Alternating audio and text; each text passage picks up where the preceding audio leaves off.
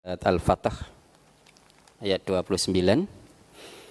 Muhammadur Rasulullah walladzina ma'ahu asyidda'u 'alal kuffari ruhama'u bainahum tarahum ruk'an sujjadan yabtaghuna fadlan minallahi wa ridwana simahum fi wujuhihim min asaris sujud dzalika masaluhum fit taurati wa masaluhum fil injil kazar'in akhraja syat'ahu fa'azarahu fastaghlada fastawa ala suqihi yu'jibuz zurra'a liyaghidha bihimul kuffar wa'adallahu alladhina amanu wa 'amilus solihati minhum maghfiratan wa ajran 'azima.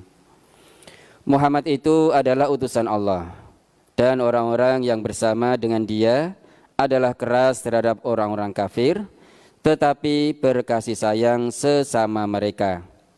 Kamu lihat mereka rukuk dan sujud mencari karunia Allah dan keridhoannya. Tanda-tanda mereka tampak pada muka mereka dari bekas sujud.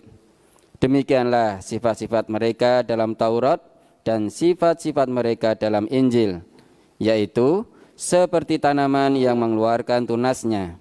Maka tunas itu menjadikan tanaman itu kuat, lalu menjadi besarlah dia dan tegak lurus di atas pokoknya. Tanaman itu menyenangkan hati penanam-penanamnya karena Allah hendak menjengkelkan hati orang-orang kafir dengan kekuatan orang-orang mukmin.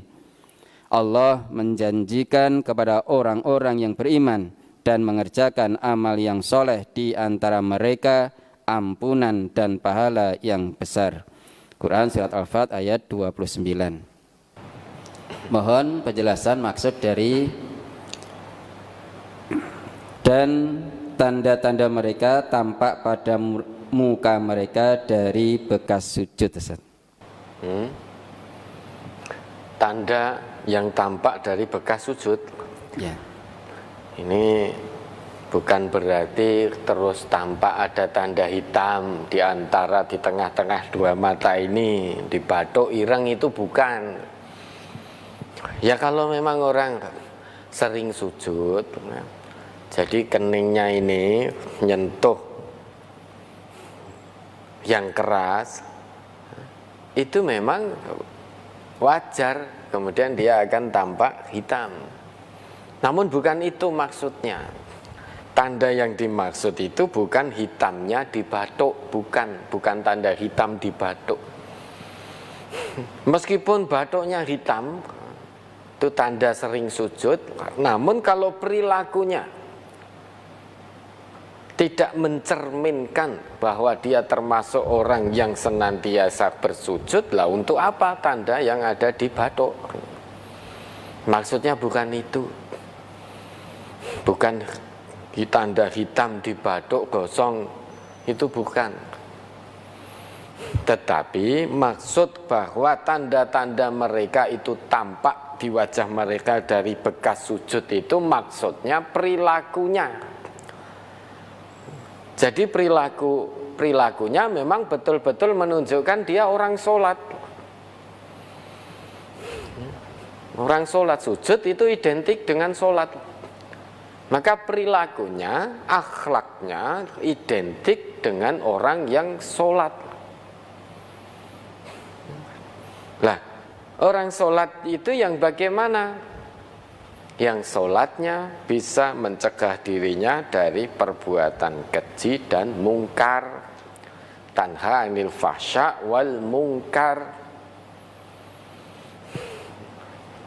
Termasuk perbuatan mungkar itu adalah sombong, tidak berkasih sayang.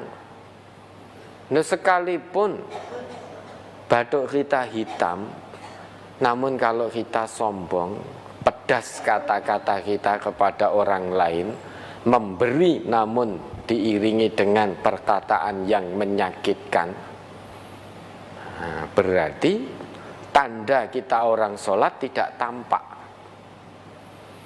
Orang sholat itu tidak akan berkata kasar, tidak akan berkata mungkar. Kalau memberi ya memberi, tidak menyakiti. Sekalipun batuk kita hitam, namun kalau lisan kita tajam, dalam arti kalau ngomong nyakiti orang lain, merendahkan orang lain, maka hitamnya di batuk tidak berarti apapun, karena tidak mencerminkan bahwa dia orang yang betul-betul berfungsi sholatnya. Kalau memang betul dia orang yang sujud, sekalipun batuknya tidak hitam, namun tampak dalam cerminan dirinya, akhlaknya, asar sholat itu ada, bekas sholat itu ada. Bekas sholat yaitu dia akan terjauh dari perbuatan keji dan mungkar. Karena satu-satunya yang bisa menjaga seseorang dari perbuatan keji dan mungkar itu sholat. Sekalipun dahinya tidak hitam. Misalkan dia disakiti, dia memaafkan. Dia disakiti, dia membalas dengan kebaikan. Sekalipun batuknya tidak hitam, ternyata akhlaknya akhlak Quran. Berarti ada bekas sholat di situ pada dirinya. Ada bekas sholat. Terlihat dari pancarannya itu terlihat. Penglihatannya teduh, murah senyum, tidak bermuka sinis, tidak memicingkan sebelah mata, memandang orang lain hanya gara-gara pekerjaannya dipandang rendah, sehingga ngemoi orang lain.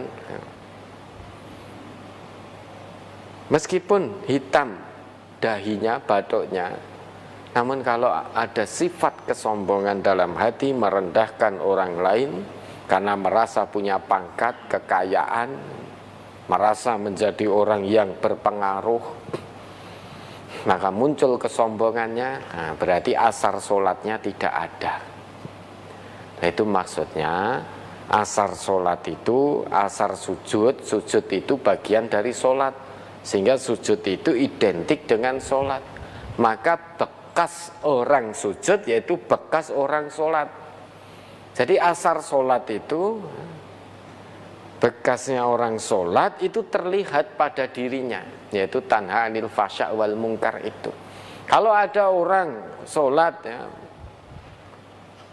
batuknya ini hitam, kok nyuri, kok korupsi dan lain sebagainya, nah itu bukan orang sholat. Sholatnya hanya tata lahir saja, namun hatinya tidak bisa memfungsikan tujuan dari sholat itu sendiri. Ya, orang yang ada bekas sujudnya berarti sholatnya berfungsi itu. Orang yang berfungsi sholatnya, dia terjauh dari perbuatan keji dan mungkar. Ya, ada lagi.